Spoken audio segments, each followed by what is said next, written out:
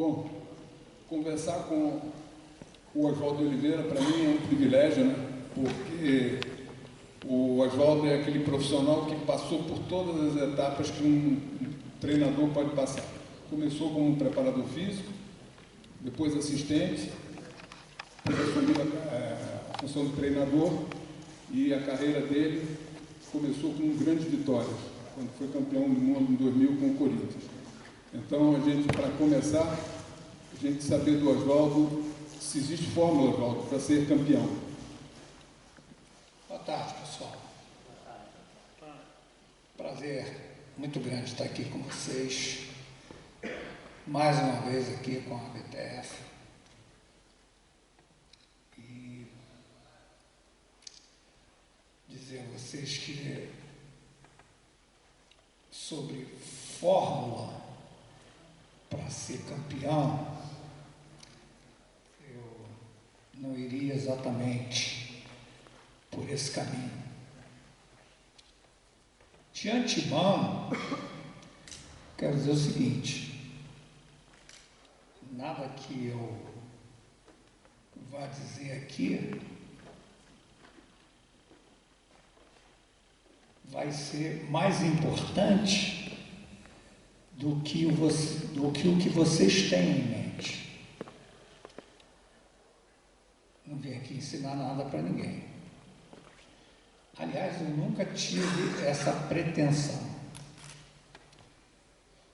Eu venho, como ele falou, portador de uma longa experiência, e isso eu me orgulho em dizer. Eu comecei a trabalhar no futebol, assim, em clubes de futebol, porque o futebol é a minha vida inteira. Meu irmão está aqui. Nós fomos semeados pelo Oswaldo de Oliveira, que é o pai. Eu sou Oswaldo de Oliveira, filho. Ele nos colocou uma sementinha que nos fez ficar apaixonados pelo futebol. E isso, claro, foi se desenvolvendo a ponto de nós éramos 4 filhos, hoje somos 3, a nossa irmã faleceu alguns anos atrás, mas eu mais velho, o Valdemar, está a luz aqui, eu não estou nem vendo o Guilherme, cadê? Está lá. Ah, está lá no final. Pô, Demar, não estou nem te vendo direito. E o Serginho, a gente queria jogar bola, cara. Eu, pior perna de pau da família, né? Não conseguiram o Valdemar. O Valdemar foi campeão carioca pelo Vasco, talvez vocês não saibam disso, em 1971, e os parceiros dele eram Roberto Dinamite, Mazzaropi, Gaúcho e outros. Depois disso, alguns anos depois, veio o Serginho, Fernando citou, fez mais carreira em Portugal, mas essa sementinha que o nosso pai colocou é que nos fez ficar apaixonados pelo futebol, né? E não admitíamos viver longe do futebol, né? Isso me fez aprender muita coisa. E esse aprendizado me fez ser muito dedicado à minha profissão. Eu comecei no Bom Sucesso no dia 1º de outubro de 1975. Depois passei pelo América, nas divisões de base, um ano com os profissionais, fui para o Botafogo em 1980.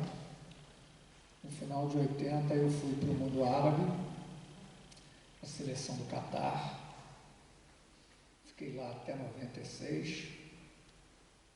Trabalhei 11 anos no mesmo clube. Quando eu Brasil, eu comecei a trabalhar como auxiliar técnico. Hoje, né, eu já estou há quase 3 anos sem trabalhar, mas somando tudo, são 48 anos de futebol. Eu não me afastei, né? Eu estou vendo jogo todo dia. Estou lendo, aprendendo, testemunhando, durante a pandemia, participando de inúmeras lives com especialistas, né? E por esse motivo que eu digo a vocês, cada um tem uma configuração mental, tem uma coisa que o faz enveredar por esse caminho, né? E vai criando as suas próprias convicções. Eu tenho as minhas, e estou aqui disposto a falar das minhas convicções com vocês, porque em algumas oportunidades eu fui bem sucedido, né? Nós conseguimos ganhar alguns títulos, mas eu não quero chegar aqui e traçar uma diretriz, ó, isso se faz assim, assim, assim. Pelo contrário, posso contar para vocês como é que eu consegui. E aí é outra estrada, né? Outro caminho. Eu vi aqui na palestra anterior dos fisiologistas uma coisa que me chamou muita atenção, né? Da interatividade, da inter-relação entre os diversos departamentos que hoje o futebol exige, né? A condição técnica de uma equipe de alto nível de futebol hoje tem inúmeros especialistas desempenhando cada um a sua função. Quando eu comecei, era o treinador, preparador físico, um auxiliar técnico. Quando eu comecei e não tinha nem treinador de goleiro, eu treinava os goleiros.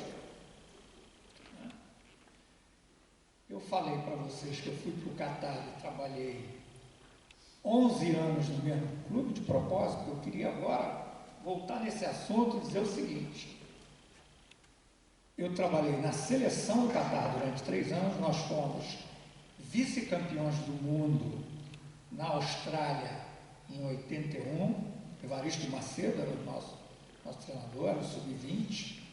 Nós ganhamos do Brasil nas quartas de final, depois ganhamos da Inglaterra na semifinal e perdemos a final para a Alemanha. Daí eu fui um ano para os Emirados Árabes, até foi quando eu tive a minha primeira experiência como treinador profissional, porque eu fui levado pelo Procópio Cardoso, de Minas, né, que todo mundo conhece, e ele teve problemas particulares, problemas de saúde, teve que retornar, e eu fiz o segundo turno do campeonato todo treinando a equipe do Sharjah Clube. Daí eu retornei para o Catar e fui trabalhar no Al Arabi Sport Clube. E quando eu cheguei lá, os treinamentos eram feitos numa escola. O clube não tinha nada. Eles estavam terminando os estádios, as dependências. E chegamos, eu me lembro, vou dizer o nome aqui, talvez vocês conheçam, Sebastião Araújo era o nosso treinador. Eu era o preparador físico. E o Antônio Gomes, oriundo também do Fluminense, também porque o Sebastião Araújo tinha trabalhado no Fluminense, o Antônio Gomes era o nosso massagista. Éramos os três, num clube semiprofissional. Não tinha mais nenhum membro da comissão técnica. Eu treinava os goleiros, às vezes o Sebastião treinava os goleiros, e nós íamos fazendo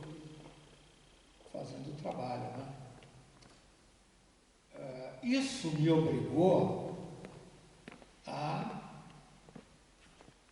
buscar informação de todos os lados. Sabe por quê? Porque nesse clube a carência deles, a dependência deles pelo nosso trabalho, isso não acontecia só comigo no Arabi, com os outros profissionais dos outros clubes também. Isso me obrigou, primeiro, a ser intérprete. Quando tinha, com o Sebastião não, porque o Sebastião falava bem inglês. Mas quando ele saiu, que vieram outros treinadores brasileiros, eu trabalhei com 9 nesse clube.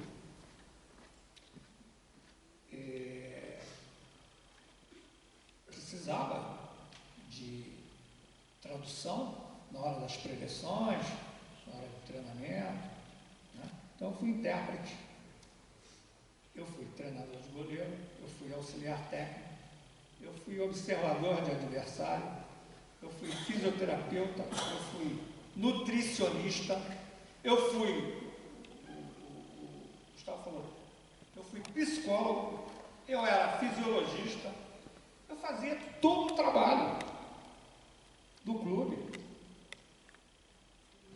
Tudo que tinha, eu era encarregado. Isso me obrigou a estudar pra cacete. Eu tive que atirar em várias direções. E confesso a vocês que naquela época, embora de uma maneira ainda embrionária, porque era tudo muito simples, né? Os jogadores eram sempre profissionais. De manhã você encontrava o cara como guarda de trânsito, de tarde ele estava lá treinando com você. Ele ia para a universidade, de tarde ou de noite, por causa do calor às vezes, ele estava lá com você. Ele trabalhava no departamento de água, lá na SEDAI, de tarde ele estava com você. Então, os jogadores, eles não tinham o futebol como profissão, né? Aquilo ali era a paixão deles também, como era a minha, só que não era o ganha-pão. Até que as coisas foram se modificando até o estágio que chegou o Catar hoje, que daqui a 60 dias vai receber uma Copa do Mundo. Essa multiplicidade de informações que a equipe tinha e que eu me propus a fazer, não me negava. Às vezes chegava no clube,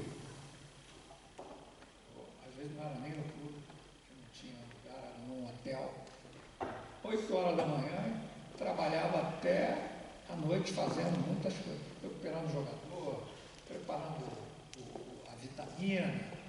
E uma coisa muito interessante que hoje eu falo, eu tenho um filho hoje que é analista de desempenho, alguns devem conhecer, o meu filho é o analista de desempenho do Fluminense, Gabriel Oliveira, que está prestando serviço à seleção brasileira.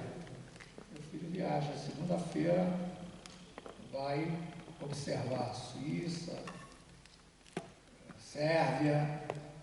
Ele está trabalhando nesse projeto da Copa do Mundo com a seleção brasileira. Eu falei até um pouquinho assim no meio, né, que não tinha nada a ver, mas eu não quis perder a oportunidade de dizer isso para vocês. Que a sementinha, ela se alastra. Filho do Valdemar também, ligado ao futebol. É uma coisa que a gente, sem querer, passa de um para o outro. Quando o Gabriel, que está com 35 anos agora, fez 13, eu falei assim, vem cá, vamos conversar. O que você...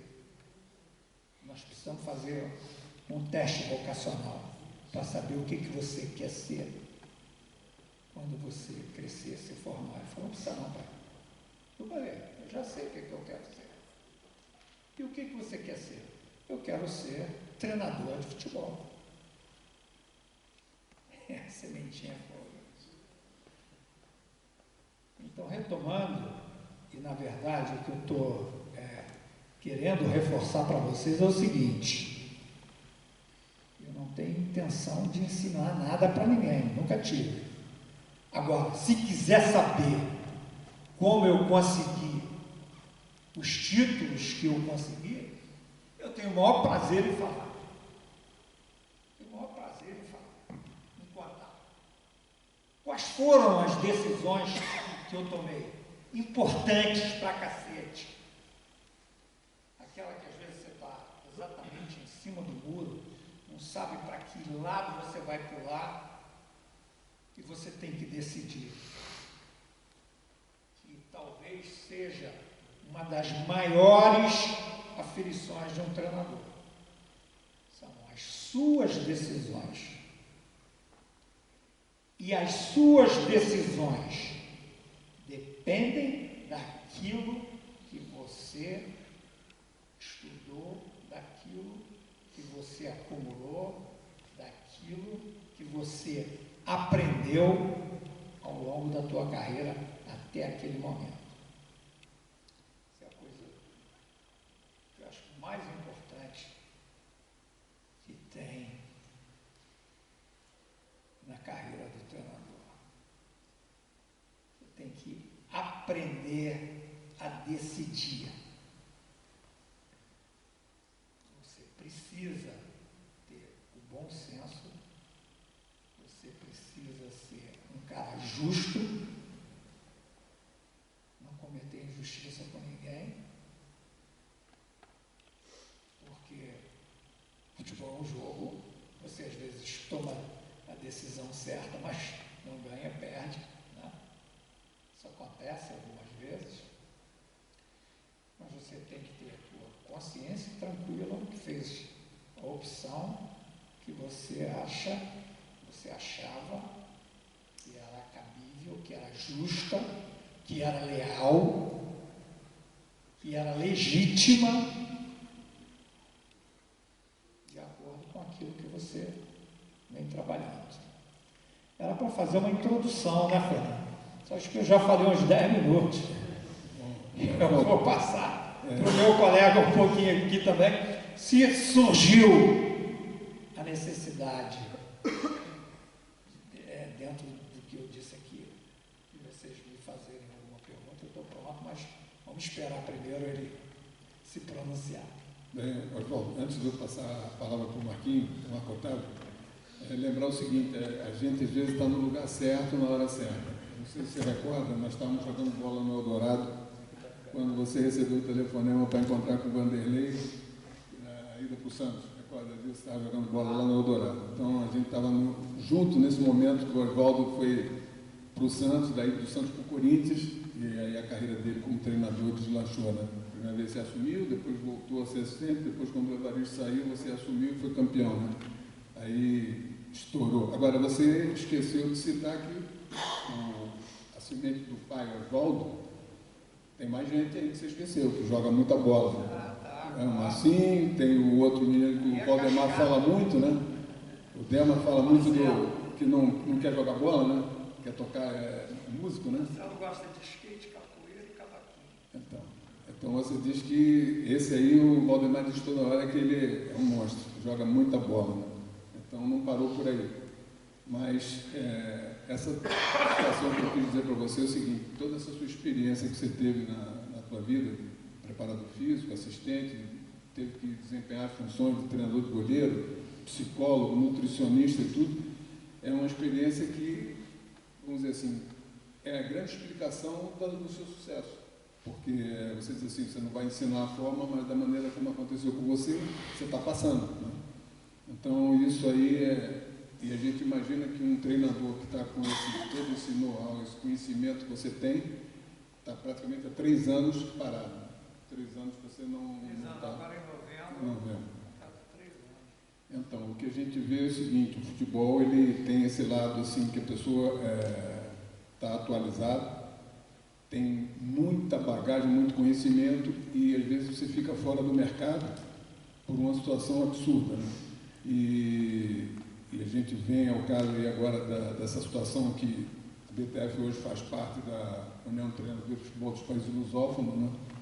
Inclusive amanhã vai estar aqui o presidente da NTF, está chegando hoje à noite, Zé Pereira, o Sérgio Araújo, tem uma reunião na quarta-feira, e dizer o seguinte, os treinadores portugueses que hoje estão colhendo, alguns que têm esse sucesso que está aparecendo por aí, eles tiveram uma formação de muitos treinadores que trabalharam em Portugal de todas as nacionalidades. Quando eu fui para Portugal, tinha treinador húngaro, treinador escocês, treinador inglês, tinha treinador de todos os países lá, inclusive os brasileiros, que contribuíram muito para a escola portuguesa, que hoje está, já há algum tempo, sendo reconhecida.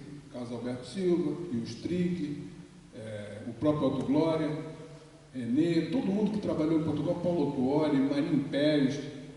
Eu tive a oportunidade de jogar e ser treinador também em Portugal, fiz os cursos lá também. Eram 6 na primeira divisão, perdão. Isso, então. 6 treinadores brasileiros. Então, o que eu quero mostrar para vocês é o seguinte, nós tivemos lugar lá no mercado também. E agora nós estamos com um mercado na Europa principalmente fechado, monopólio, quer dizer, estão fechados, é difícil um treinador brasileiro conseguir trabalhar hoje na Europa. Mas a gente vai reverter esse quadro, a BTF está lutando por isso, fazendo parte dessa união, a gente quebra, quer dizer, esse processo que está sendo feito de fechando as fronteiras dos treinadores brasileiros, por várias razões, mas a gente está participando desse processo de reabertura, porque a gente fazendo parte, Portugal faz parte da Aliança Europeia, e a BTF fazendo parte dessa UTFPL, a gente está com o pé lá dentro também. Inclusive, há a proposta da gente fazer um curso da chancela da UTFPL para desenvolver o futebol na África, que é incipiente em termos de formação, treinadores de licença C, B e A, então nem tem. Então, existe a possibilidade da gente fazer parte de um processo de formação, de capacitação, que a FIFA tem interesse em capacitar e formar os treinadores na África de língua portuguesa, principalmente.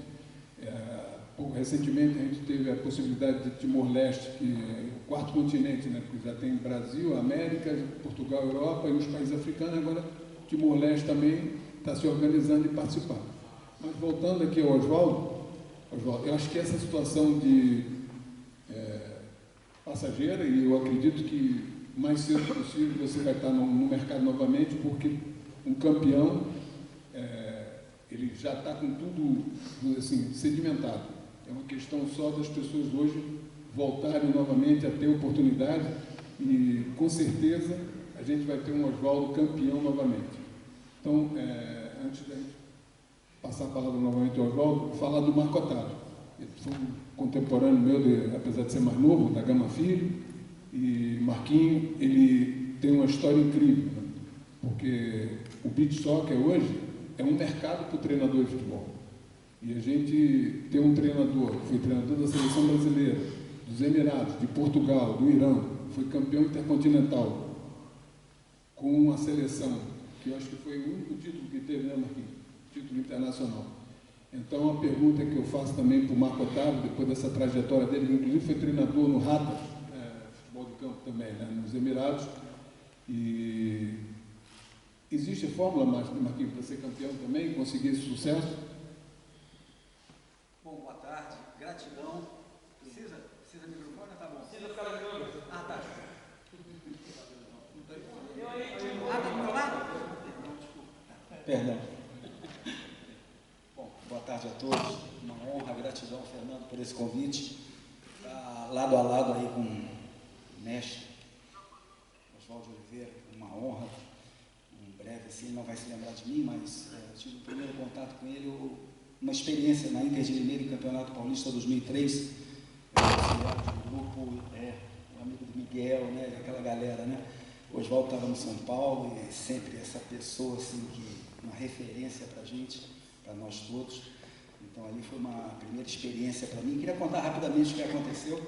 Acho que esse ano o Zaluar estava também numa equipe, acho que era a União Barbarense, a gente fez um amistoso, Araçatuba, Zaluar, 2003, né? E ali eu tive uma chance muito legal, que veio um grupo de investidores italianos, botou muito dinheiro na Inter de Limeira e deu aquelas confusões quando chegou uma pessoa um aporte financeiro muito bom e as pessoas em cima, acabou aquilo e eu assumi o time. Foi uma chance muito legal para mim. E todo mundo perguntou, pô, quem é esse cara? Nessa época eu já tinha sido ex-campeão mundial com o Brasil, né, naquela turma de Júnior, Edinho, né? A gente começou junto esse processo, né, do futebol de praia lá atrás. E pensou, pô, esse cara da praia e tal. E eu tive uma grande chance, que o Fernando não falou agora, que ela está no lugar certo, a hora certa.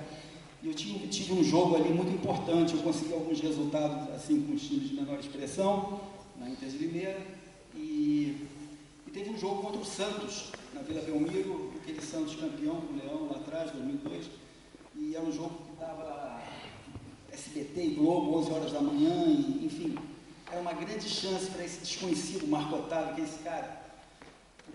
Aí, enfim, era uma chance ali que eu teria de assim, dar um salto, né, talvez um salto maior assim na carreira, né?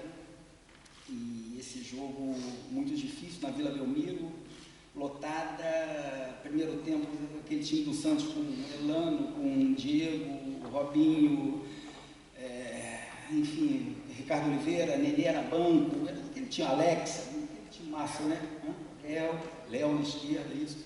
Rapaz, era aquele time e eu, assim, falando, cara, é a minha chance. E primeiro tempo 0-0, em resumo, 0-0 primeiro tempo, seguramos, comecinho do jogo, tomamos um gol, isso o Santos massacrando, né, bola na trave, e eu rezando, né, para uma bola, né, e nisso, Oswaldo, 1-0, rapaz, eu tinha um lateral lá da Bahia, o Mantena, fez uma jogadaça, 1-1, demais, 15 do segundo tempo, vai, cavalo, escanteio, meu zagueirinho segura na camisa lá do Ricardo Oliveira, pênalti, vermelho, 2-1, 3-1, final 5-1, tomei ele de 5, e aí, rapaz, a gente, quer dizer, era um momento, eu tive, dentro da carreira de futebol, eu fiquei 19 anos fora do Brasil,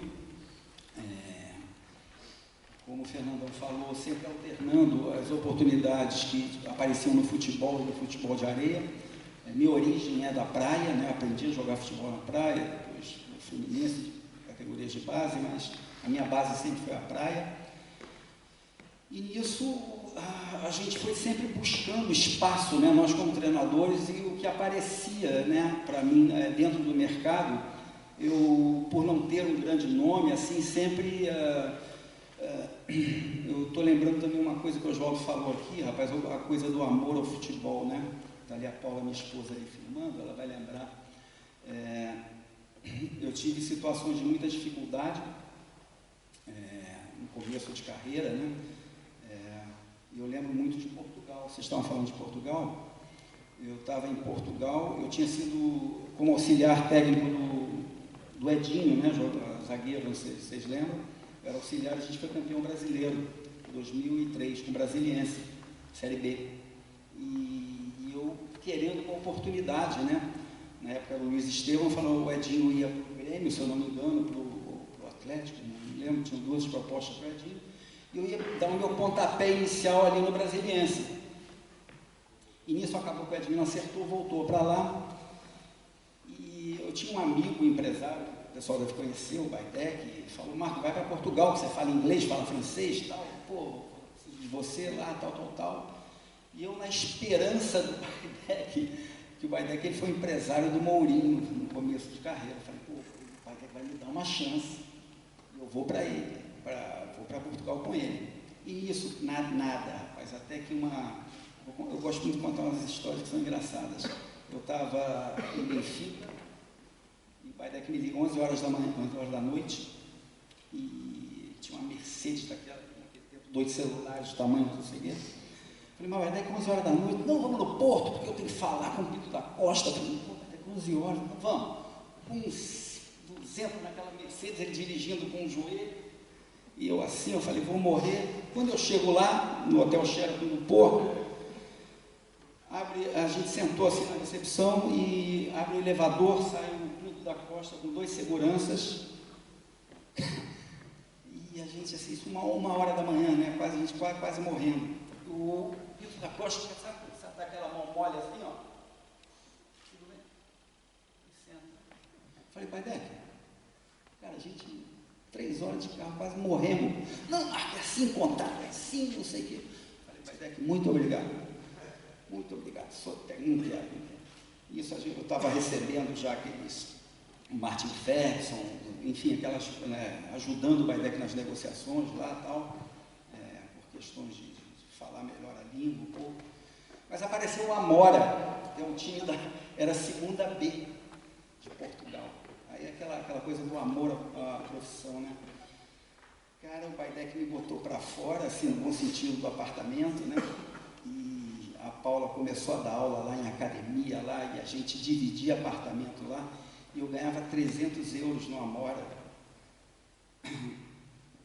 Tipo o Oswaldo, não tenho a sabedoria do Oswaldo, mas eu era tudo que o Oswaldo estava falando do Catar, eu tinha que fazer no Amora, porque o preparador físico não recebia ir embora, o preparador de goleiro não recebia ir embora, e o auxiliar não tinha, era eu e o cara falando, mister, você é demais. Eu falando, caramba, quando a gente conseguia um resultado fora, um empate milagroso fora, aí a gente jogava em casa, aí aquele estádio ali, os velhinhos enchiam, pagavam, e eu ganhava 300 euros, cara.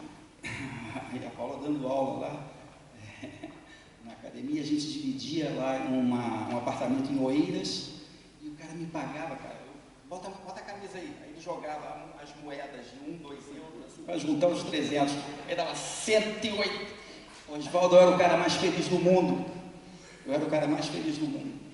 E depois dali, o que aconteceu? Toda essa dificuldade, era a segunda B, como corresponde a uma terceira divisão aqui. Não consegui subir o time, caímos, por todas essas condições, e consegui um contrato no Rata Clube, no Emirados Árabes, segunda divisão. E dali as coisas começaram a melhorar. Eu era o cara mais feliz do mundo. Nunca tive, quer dizer, na verdade eu tive uma oportunidade de um clube grande, que foi na Costa Rica, 2007, 2008, que foi a Liga Deportiva Alajuelense. Eu cheguei num time pequeno e consegui levar o time à final do campeonato, assim, aquelas coisas que dão tudo certo. Não existe uma fórmula, não existe uma fórmula. Falei para vocês que hoje eu sou técnico da Seleção Brasileira de Futebol de Praia. Eles me chamaram de volta, eu estou aqui numa felicidade, cara, numa alegria com esse novo desafio. O Brasil perdeu 2 Copas do Mundo, né, na areia, que é uma área que a gente não pode perder, que a gente domina muito bem, mas houve uma evolução dos adversários, a gente tem que entender isso. E hoje eu estou nesse desafio para o ano que vem. Fui ex-campeão lá atrás, fiquei 7 anos no Irã, desenvolvi um trabalho lá com a seleção iraniana, voltamos em 2019, um pouquinho antes da pandemia. A gente ganhou todos os títulos na Ásia.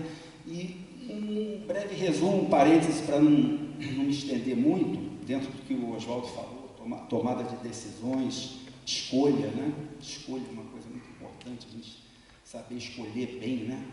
Quem está do nosso lado, quem a gente pode contar, né? Como é difícil a gestão de um departamento de futebol, né? Vocês sabem isso aí melhor do que eu, né? Você criar uma harmonia de almas ali, né? Eu acho que isso, depois eu quero ouvir o Oswaldo, que a gente tem que ouvir o Oswaldo, né? Com as experiências dele, como ele montou, eu acho que essa união de almas, de pessoas do bem, quanto mais pessoas do bem estiverem próximas a gente, essa energia positiva é o que nos vai brindar com o título.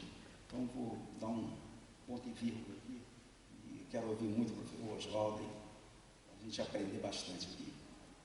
Oswaldo, então, aproveitando aí, a gente está aqui num processo que a gente está tendo no futebol brasileiro, algumas coisas emblemáticas. O Fluminense, né, com o Fernando Diniz, e o Palmeiras, que está conseguindo esses resultados aí, liderando o Campeonato Brasileiro.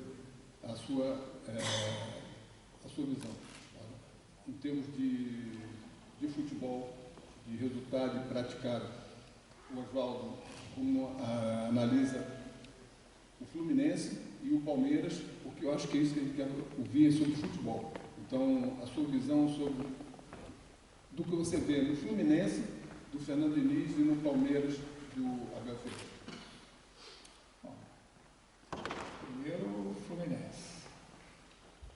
estou muito impressionado com o que eu estou vendo. O Fernando Diniz, o jogador, foi um jogador, né? Jogou comigo em mais clubes. Eu conheci o Fernando no Palmeiras,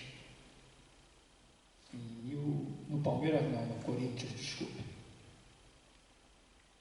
Em 1998, eu era auxiliar do Vanderlei.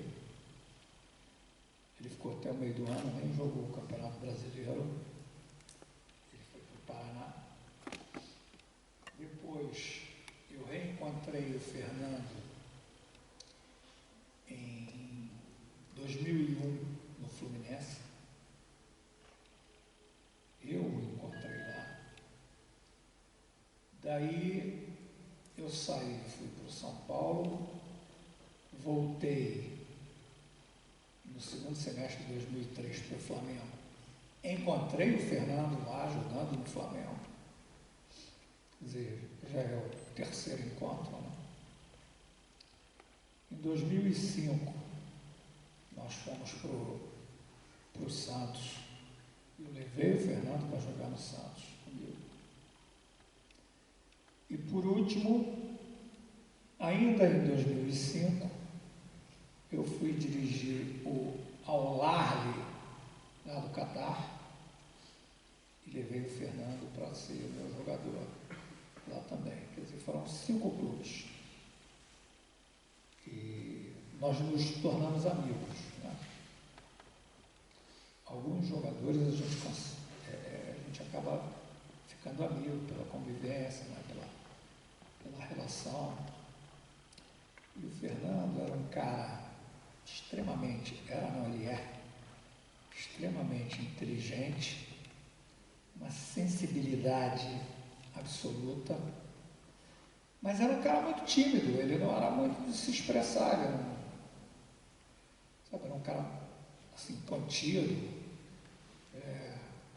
quando falava era de uma forma sempre muito emotiva, né? Virou um defensor meu, porque a gente ficou muito amigo, então, um cara que me ajudou pra caramba. Depois disso eu viajei, logo depois, eu fui para o Japão, fiquei 5 anos, e continuei tendo notícias dele. Ele começou lá no interior de São Paulo, lá Votorante, né? Isso. E foi desenvolvendo ali. Em 2014, eu fui para o Santos, ele aí já estava no Audax,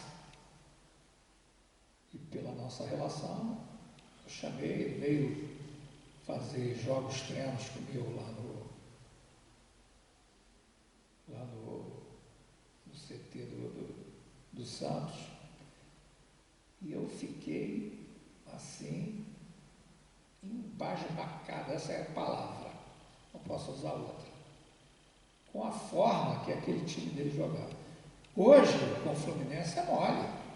Você tem jogadores do nível que o Fluminense tem, lá eram jogadores muito mais simples, né?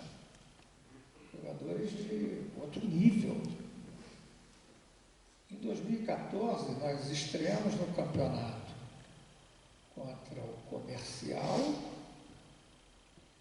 Tivemos uma semana de preparação, o Santos, né? E o segundo jogo foi contra o Audax do Fernando, no Pacaembu, um dia que choveu pra caramba. Eu vou dizer um negócio a vocês, gente, o jogo acabou 1-1, mas era para ser 7-1 para o Audax. Eles deram um baile na gente, que eu não conseguia pegar na bola. Não conseguia. As informações que eu tive do primeiro jogo deles, para o segundo que era contra nós, foram muito limitadas.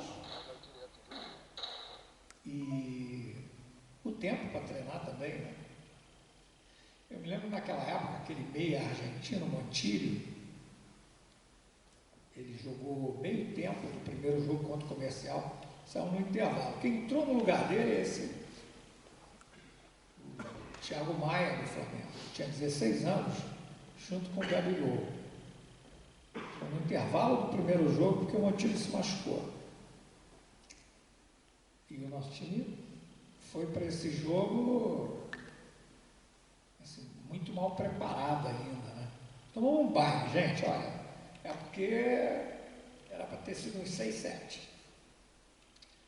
Falei, caramba, não é mole. E a gente vendo ele jogar o Campeonato Paulista, né?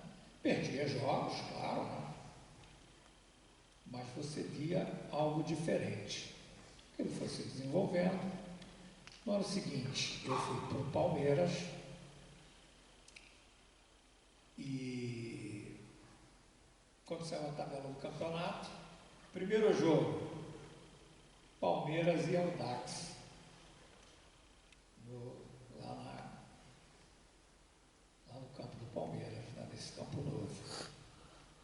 Meu irmão, dessa vez nós tivemos, acho que 20 dias de preparação. Falei, não vou deixar isso acontecer de novo, não. A preparação, a pré-temporada do Palmeiras, todos os dias eu fazia alguma coisa voltada para aquele jogo de estreia. Treinei com muita seriedade para estrear contra o Audax. E a gente foi bem. Valeram as observações, valeu tudo. Com 20 minutos estava 3-0 para o Palmeiras. Mas tem um detalhe muito interessante naquela época, que agora evoluiu. Acho que era assim, como é que o Audax do Fernando Diniz fazia? Eles começavam a tocar a bola atrás e usavam o goleiro linha, né? Que é esse goleiro que está no São Paulo agora, Felipe Alves, que é um craque da linha. Já viu? Esse cara dá lençol dentro da pequena área, o cara é craque, canhoto, joga pra caramba. O que nós fizemos no treinamento? Eu digo, quando o goleiro estiver com a bola, nós não vamos nele. Deixa ele com a bola. Vamos marcar os outros. Porque o goleiro com a bola, ele não vai sair da área com a bola. Né? Para tentar um passe, ele vai deixar o gol te guarecer. Não é verdade? Então não vai nele, deixa ele. Quando ele passar a bola, aí sim, por exemplo, eles faziam muito, porque na época ainda era obrigado a bola a sair da área no tiro de meta. Os dois zagueiros vinham dos lados da área e ele fazia a opção um ou no outro para dar início à jogada. Eu digo, quando ele tocar a bola nesse zagueiro aqui, aí a gente ficava o Michael Leite, o Cristaldo e o outro argentino, baixinho, que eu esqueci o nome agora. A gente ataca esses caras e o Michael Leite, que estava desse lado aqui, vem o goleiro para impossibilitar a saída, o retorno da bola ao goleiro. E a gente foi fazendo isso e acabou dando um pouco certo lá.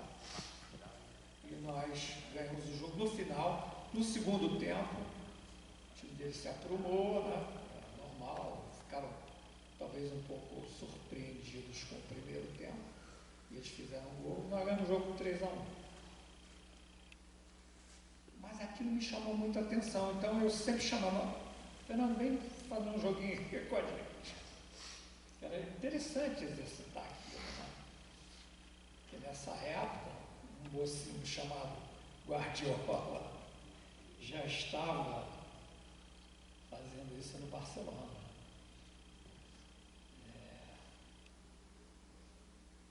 E aquilo foi se desenvolvendo. Aí, depois dessa fase do Fernando no Audax, progrediu o Atlético Paranaense, São Paulo, Fluminense, Vasco da Gama, de hoje, né? E todo mundo está vendo o que está acontecendo. Então, eu quero dizer a vocês o seguinte, sobre Fernando Diniz, sobre o Fluminense, você me perguntou. Eu acho a melhor coisa que aconteceu no futebol brasileiro nos últimos anos. Fernando Diniz. Ele já não é mais um treinador tão jovem, né? Já está nessa aí há bastante tempo como treinador. O senão, as aspas, porque ele ainda não conseguiu ganhar título, né? Mas eu acho que, de qualquer forma, o trabalho que ele vem desenvolvendo, o que ele mostra de diferente, é uma coisa que tem que ser muito exemplar e tem que ser muito difundida, porque isso ele sempre falava para mim, porque ele é oriundo do futsal, né? Futebol de salão. Vocês sabem, ele era muito melhor jogando futebol de salão do que futebol de campo. Então, isso é uma coisa que ele desenvolveu muito com o futsal. E a forma que eu vejo as equipes dele jogar desde essa época que eu estou falando, é exemplo, primeiro, de técnica, de futebol coletivo, de disciplina, de ousadia, de coragem, e que ele consiga transmitir isso para todos nós de uma forma muito mais eficaz, porque eu espero que isso seja uma coisa que tenha vindo para ficar. Eu acho que é o elo ao que nós todos defendemos, principalmente os mais antigos, né? Quem é na minha idade. A gente sempre defendeu, e eu ouvi aqui os fisiologistas falando, me lembrei de muita coisa. Eu levo muito a sério muitos exemplos do meu irmão. Estavam falando aqui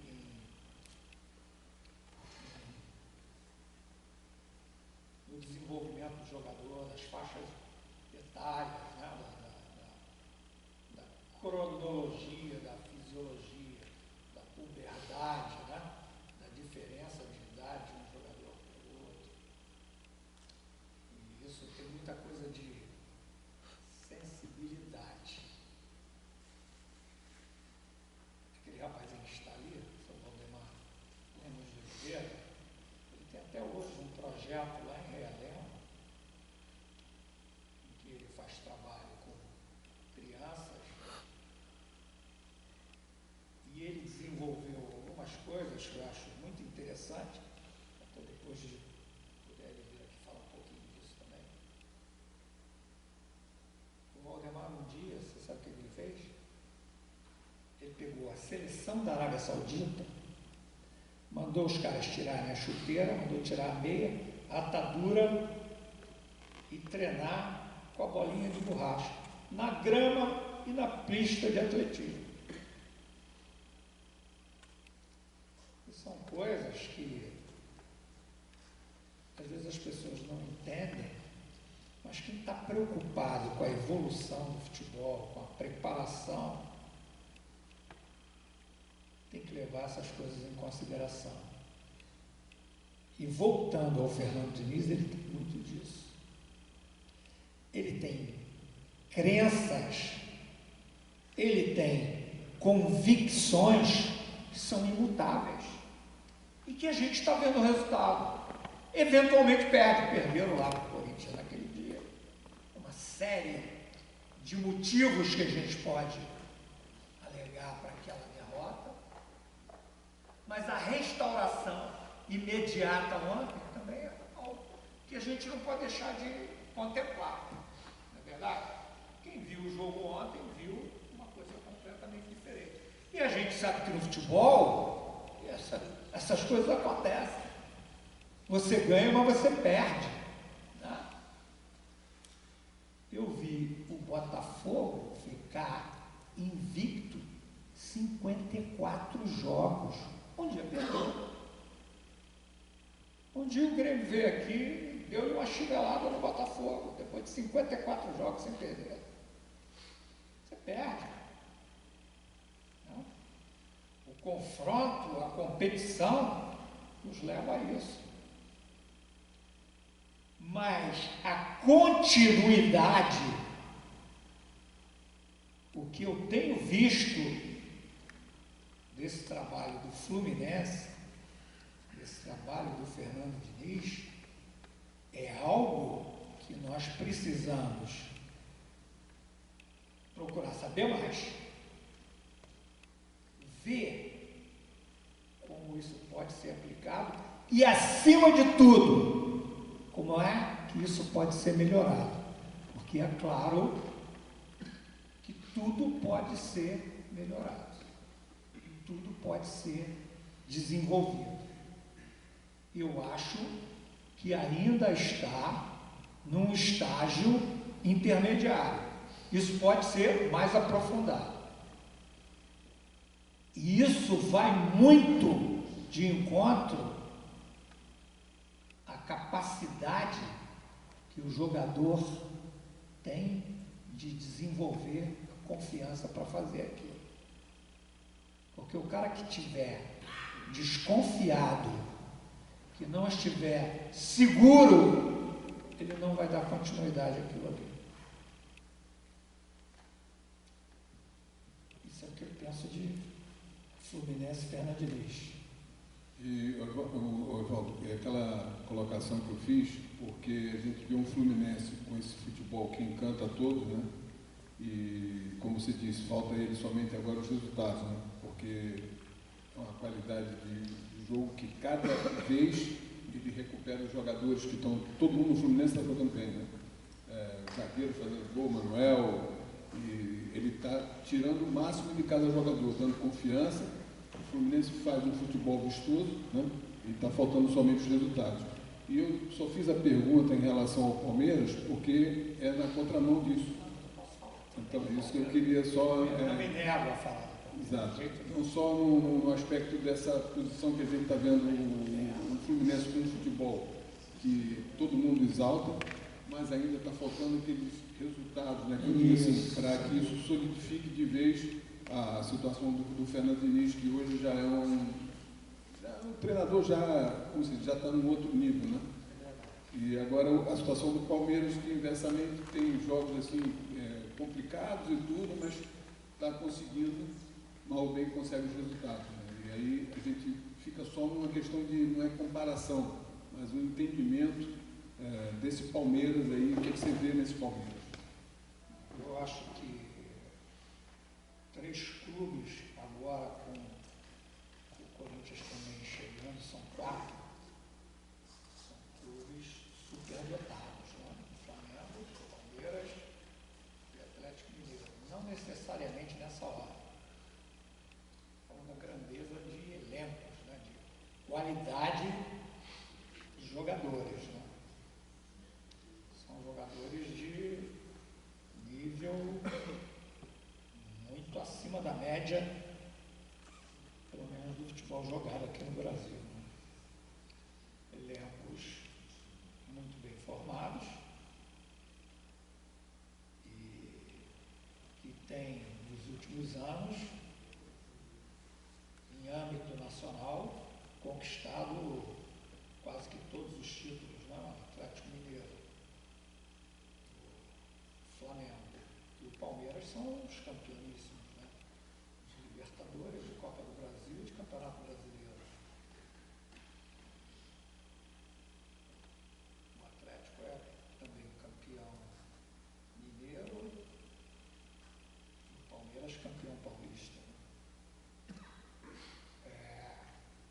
acho um timaço, o time do Palmeiras.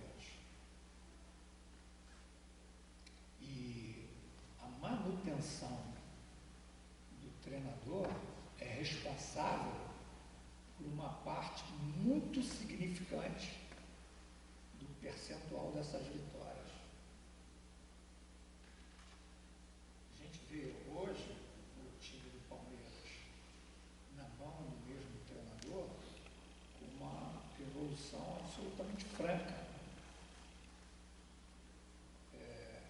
Logo no início conseguia bons resultados relativamente, mas muito mais fruto da qualidade dos jogadores do que propriamente do trabalho que estava se iniciando. Depois disso, a gente foi vendo o time crescer. O ano passado, por ocasião da Copa América aqui no Brasil, a discussão de Colômbia com a Argentina, né, e acabou não sendo, acabou sendo aqui, e eu fui escolhido, convidado para representar os treinadores brasileiros numa comissão de treinadores sul-americanos.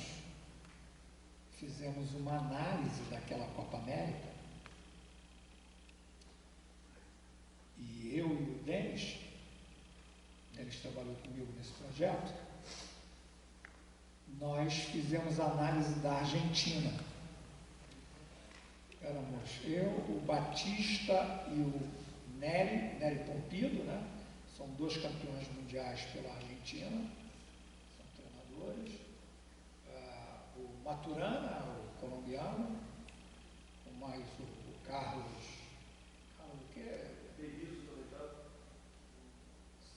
Eram 3 uruguaios, um chileno, enfim, éramos 11 treinadores e nós, eu e o Denis, estávamos como os brasileiros, né? Coube a nós, como eu disse, analisar a equipe argentina. Esse trabalho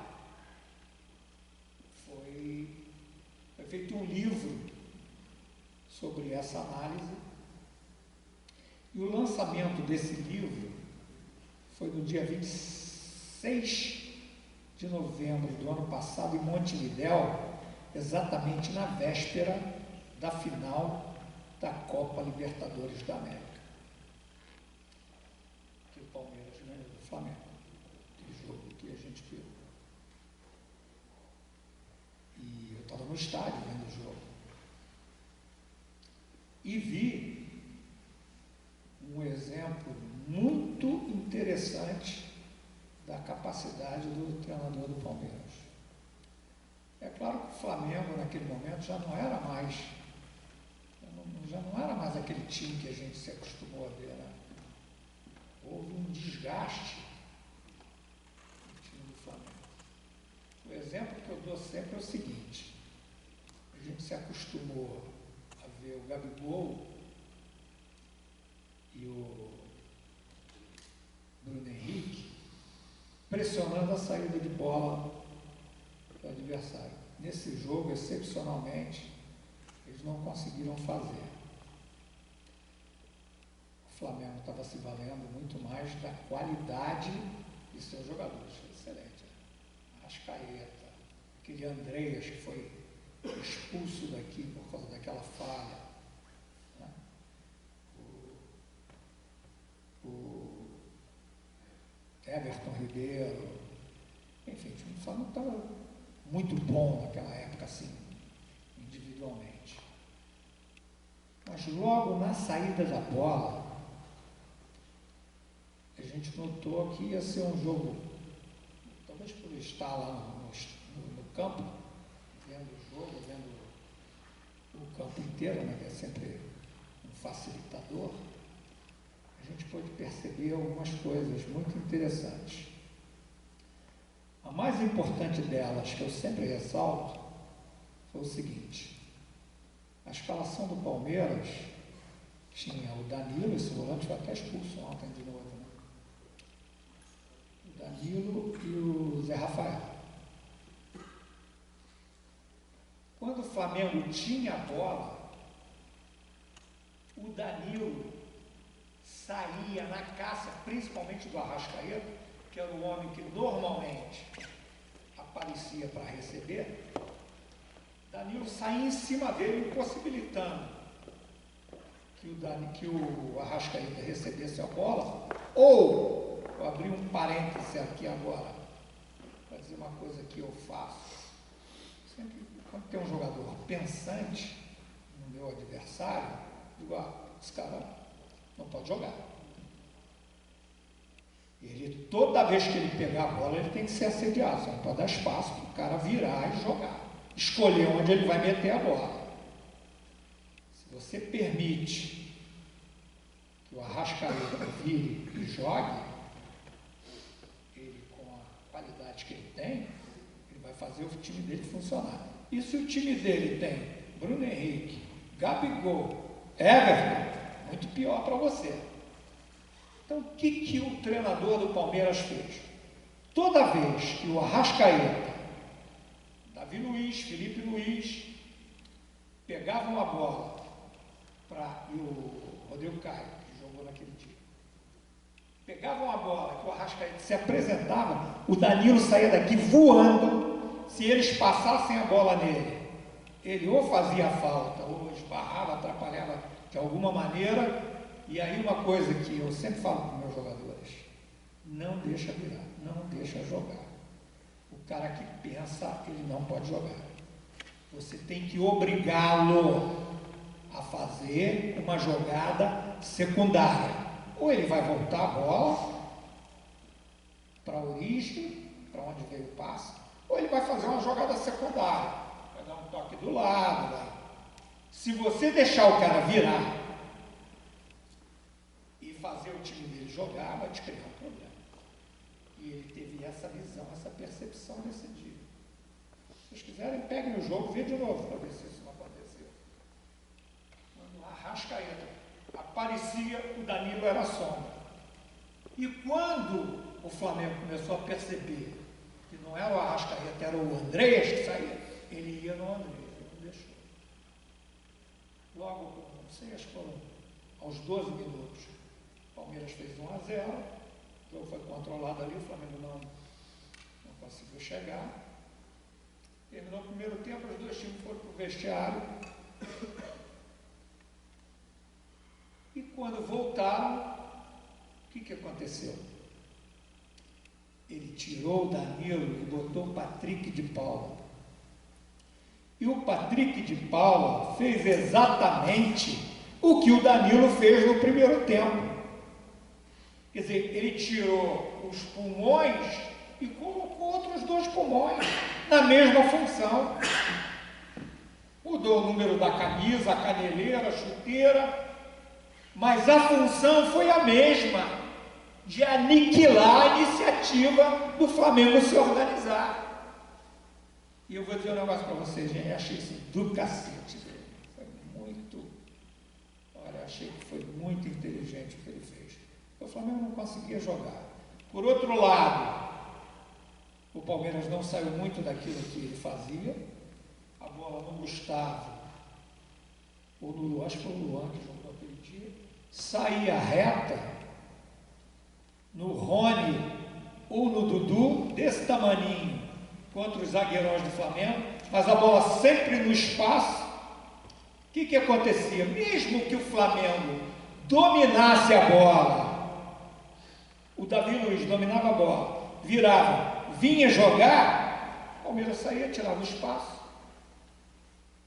O Danilo no primeiro tempo, o Patrick de Paula no segundo, já encostavam no Arrascaeta, e o Flamengo ia devagarzinho, não conseguia. E não conseguia reeditar suas melhores partidas, porque já não tinha mais aquele elan do Everton, do Gabigol e do Bruno Henrique. Eles já não participavam mais como eles fizeram antes. Então, principalmente essa da troca no intervalo, para mim foi muito sapiente, foi muito esperta, foi muito inteligente a atitude do treinador do Palmeiras. Só uma parte disso. Como eu tive muito tempo em Portugal, né, e observei a maneira como o Jorge Jesus sempre amava os times dele, quando ele conseguiu os títulos com o Benfica, se vocês repararem, é uma situação que a gente diz assim, mesmo problema, soluções diferentes, né? Então, o caso do Palmeiras do jogo com o Flamengo deixou de fazer o que fazia com o Jorge Jesus nesse jogo com o Palmeiras. Se você se recordar, só quem viu o jogo novamente, teve a oportunidade de assistir o jogo novamente com calma, os zagueiros do Flamengo, o Rodrigo Caio e o Davi Luiz, carregando a bola, o que não faziam antes. O Flamengo, com o Jorge Jesus, mesmo o jogador tendo espaço para caminhar com a bola, ele circulava essa bola, fazendo aquele balanço para um lado e para o outro, para quebrar o time. Então era a bola do Everton Ribeiro, passar o lateral para um lado, bola enfiada no Bruno Henrique, aquela jogada de envolvimento do time adversário. E nesse jogo, ele botou o Dudu e o Rony marcando a subida dos laterais e deixou os zagueiros saindo. O Davi Luiz, no primeiro tempo inteiro, carregou a bola do campo do Flamengo até a área do Palmeiras e não tinha mais jogado. Quando ele se sentia apertado, ele tinha que tocar para um lado, então o Flamengo perdeu velocidade. Ele parou porque ele fez um outro, ele deixou os zagueiros. Ele tentou fazer isso contra o Chelsea, e quem se lembra do Thiago Silva, no jogo da final do Mundial, o Thiago carregava a bola até a área do Palmeiras. Só que acabou perdendo o jogo, mas ele procurou a mesma estratégia, deixou os zagueiros do Chelsea, né, subindo com a bola, porque o perigo é pelas laterais. Né? Então eu acho que o Jorge Jesus, ele deixa o time dele, mesmo que tenha espaço para progredir, o time circula a bola para um lado, vai para o outro, vai para um lado, vai para o outro, abrindo espaço, porque o time vai fazendo balanço na marcação e acaba não conseguindo acompanhar e abre os espaços. E ele fez isso com o Flamengo, os dois zagueiros carregando a bola, e o Flamengo perdeu velocidade nisso. E você vê que, como você falou, as bolas verticais, as bolas longas, né, pegando a defesa do Flamengo aberta. E eu já digo, só uma colocação, que o menino Andrés, né, foi crucificado, mas para mim o grande erro que teve ali, Davi Luiz aberto muito para o lado esquerdo, ou ele tinha que tocar no goleiro, o goleiro estava enfiado no gol, quando o Flamengo estava sem ninguém do Palmeiras ali, ele tinha que estar lá perto da área ali para receber essa bola, porque o Rodrigo Caio também se adiantou, então o menino recebeu a bola de frente para a área do Flamengo, e quando quis proteger a bola, se atrapalhou, mas o grande erro ali, pela experiência, o Davi Luiz tinha que ter colocado aquela bola no corredor. Uma bola de segurança, uma mudança ali na frente, uma movimentação, e ele deu aquela bola ali, meia morta, com o jogador de frente para a área do Flamengo, e o Davidson, né, apertou, tomou a bola e fez o gol, mas o goleirão, ele estava enfiado no gol. Quando o Davi Luiz pegou a bola, se ele está na entrada da área, ele fazia essa circulação, como você falou, o golinho, né? O goleirinho, né? E ele estava dentro do gol. É só uma questão de observação sobre isso que eu perguntei sobre o Palmeiras. Nesse jogo com o Flamengo, foi isso. E ele tentou fazer isso com o Chelsea, mas infelizmente não conseguiu. Agora, só para dar, já está adiantado da hora, que tem a última mesa ainda. Ô Marquinhos, você conhece bem o Mário Nassif, treinador campeão do mundo, campeão europeu, e o beach soccer hoje é um mercado muito promissor para o treinador. E aí, a sua experiência que você já teve aqui no Brasil, Portugal, Emirados, Irã, que foi campeão intercontinental, como é que você vê a possibilidade hoje, como é que é a realidade do beach soccer no Brasil? Tem mercado, está tendo investimento, os campeonatos estão tendo resultado financeiro, investimento, como é que você está vendo o futebol brasileiro hoje no beach soccer? Olha, pessoal, para mim, né, especificamente, né, a gente é oriundo do futebol, mas quer dizer, a minha essência foi aprender a jogar bola na areia, e daí o desenvolvimento, a criação desse esporte, um resumo bem rápido para não me estender, começou em 96 através dessas figuras, Claudinho, Júnior, a gente jogando de brincadeira, e se tornou um esporte profissional. Uma empresa de São Paulo, na época, a Coque Tavares, encampou a ideia. Nós tínhamos muita visibilidade, muitos eventos, né, na Globo, em canais abertos, quer dizer, houve um boom muito grande naquela fase. Nós fomos ex-campeões mundiais, né, com o Brasil, e depois eu fui para Portugal com um desafio, né, de tentar quebrar a hegemonia do Brasil, consegui vencer o Brasil pela primeira vez como técnico de Portugal. Era um desafio pessoal. Hoje, a partir de 2005, o beach soccer tem o selo FIFA. Então, isso faz com que as federações do mundo todo reconheçam, tem o seu departamento de beach soccer dentro das suas federações. Houve uma evolução muito grande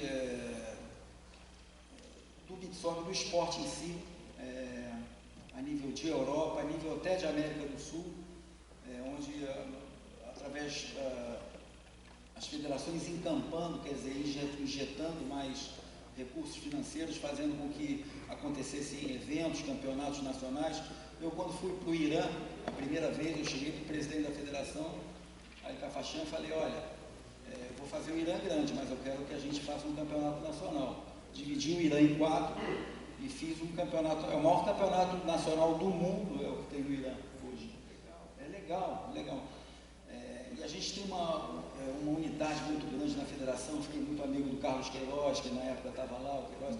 Quer dizer, então era um impulso muito grande. O Irã ficou a maior força da Ásia, a ponto de nós vencermos a Copa Intercontinental em Dubai por 3 vezes. E vencendo o Brasil. Consegui vencer o Brasil também, era o segundo desafio que a gente tinha. E nisso, quer dizer, é um mercado, eu gosto muito do futebol, obviamente, a nossa origem, mas é uma felicidade muito grande, porque apesar de não dar a grana que o futebol proporciona a nível financeiro, de recursos, mas te dá um prazer, um glamour, são praias bonitas, você conhece o mundo todo, quer dizer, são campeonatos mundiais na Indonésia, em Bali, quer dizer, em toda a Europa, quer dizer, conheci lugares incríveis, num ambiente assim, muito, muito bacana. Então, é um mercado que está crescendo muito. Eu agora, após a pandemia, cheguei no Irã e eu tive a honra, né, de ser convidado aí para voltar à seleção do Brasil. Foi a partir de abril. Amanhã eu estou indo, inclusive, para Recife, que vai ter um campeonato brasileiro lá, e depois vou fazer uma seleção assim do norte do Brasil, para a gente começar o trabalho. A perspectiva, em março, vai ter a Copa América, que vai ser junto com a eliminatória, para nós tentarmos classificar o Brasil para a próxima Copa do Mundo, no final de 23. Quer dizer, é um desafio muito legal. O Brasil perdeu os últimos 2 mundiais. Eu tenho essa chance de tentar reconquistar o título do Brasil. Eu estou aqui trocando essas figurinhas aqui com vocês, aprendendo muito com o Oswaldo, porque é decisão, escolha, é você saber quem você vai chamar, quem você vai estar do seu lado, né? Para um objetivo maior. Então eu estou aqui de peito aberto, coração assim, pulsando para que a gente consiga fazer um grande trabalho até o ano que vem e a gente possa reconquistar, né, a hegemonia que a gente sempre teve nas areias. Maravilha, Marquinhos. João, agora só para a gente terminar aí essas considerações finais em relação ao Fluminense do Fernando Diniz, aquele conceito do futebol, a rodinha de bobo é para o bobo não tocar na bola. O conceito é que o bobo toque sempre na bola, é o ganso e está sempre recebendo esse toquezinho. Então não deixar ele pensar, é não deixar ele receber a bola. Porque o que tem acontecido no jogo do Fluminense é que ele tem o Ganso e agora o André, que é um ótimo jogador, e está fazendo isso. Porque o Barcelona, o Guardiola tinha o Iniesta, o Xavi e o Messi. Então cada um deles fazia esse pivô, né, ali para receber o toquezinho. E o Fluminense, o Ganso ainda tem o André, que joga muita bola. Ele fez falta nesse jogo do Corinthians. E foi ele que fez falta nesse jogo do Corinthians. Sem dúvida. E tem um outro segredinho, né? É que você falou do Barcelona, o Guardiola, ele abdicou de zagueiros grandes, ele jogou com o Puyol, ele botou o Mascherano para jogar de zagueiro, que eram caras com passe, né? Caras que jogam, que dão a saída na bola.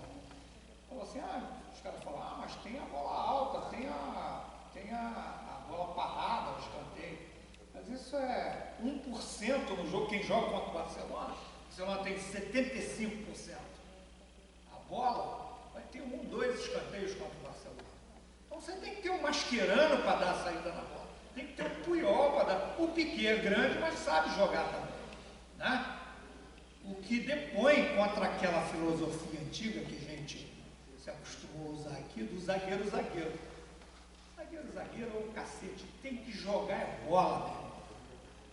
Uma vez, eu estava com o São Paulo em 2002 e foi jogar o Fortaleza contra o São Paulo no Morumbi. A gente não conseguia jogar, sabe por quê? Você falou. Vou botar aqui só para fazer o gestual. Os caras deixaram os meus 2 zagueiros livres, marcaram os laterais, os volantes, os meias e deixaram os zagueiros com a bola. Os zagueiros não tinham expediente, a iniciativa de iniciar a jogada. Um passava para o outro passava para um dava aquela bola longa lá. Eu até o intervalo do jogo não consegui fazer nada, porque por mais que gritasse não adiantava. Hoje não, o zagueiro tem que participar do jogo. O zagueiro tem que ter bom passe. Eu cheguei no Palmeiras e falei isso para os meus zagueiros. Né? Na época jogavam os 2 Vitor, o Vitor Ramos e o Vitor Hugo, que em princípio eram zagueiros. Né? Eu digo, meu irmão, vocês têm que jogar. O professor não expõe, a gente não está acostumado. Meu irmão, então acostuma. Tem que sair com a bola, tem que jogar. Se você não sai, você não desmonta o que os caras armaram. Se você sai com a bola, alguém tem que sair em você. Alguém vai ficar livre. Né? Eu acho uma graça, e queria falar isso para vocês também, que agora há pouco tempo eu vi alguns times fazendo, de enfiar o volante entre os 2 zagueiros. Cara, eu fiz isso com São Paulo em 2002. Entrava o Maldonado, abria os 2 zagueiros e a gente ia jogar. O Gabriel, que está agora no Internacional, fazia isso no Botafogo. Primeiro com Antônio Carlos e Fábio Ferreira e depois com Bolívar e Dória. E era assim que o Botafogo jogava. Em 2012 e 13. E agora, há 2 anos atrás, eu vi isso como uma surpresa, uma coisa. Olha, ele enfia o volante entre os 2 zagueiros. Né? Como se fosse uma coisa do arco da velha. E a outra coisa que me surpreendeu, não deu tempo de falar muita coisa das minhas experiências para vocês, eu vou contar um outro casinho aqui. O Flamengo do Jorge Jesus deu de 5 no Grêmio. Lembra esse jogo? Um baile sensacional. Só que eu acho que o 5º gol do Rodrigo Caio foi uma falta. E aí, acho que foi o Everton Ribeiro que bateu. Entrou todo mundo, o Rodrigo Caio saiu, desviou e fez o gol de cabeça. Parecia que aquilo foi o primeiro sol nascente no futebol brasileiro.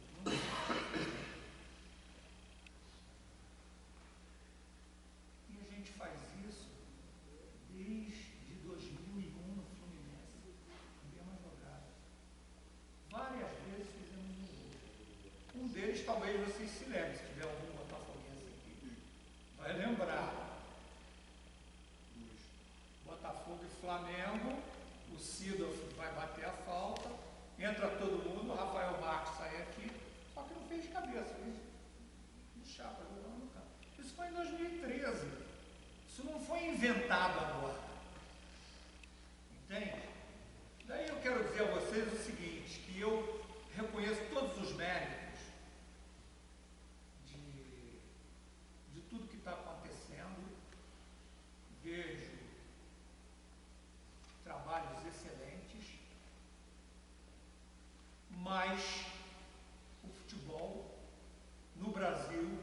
não começou a acontecer nos últimos 4 anos.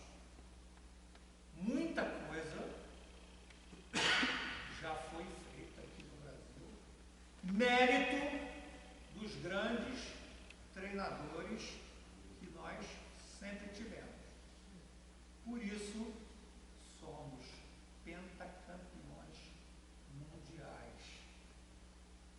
É claro que nós não podemos ficar dentro da casinha batendo palma um para o outro.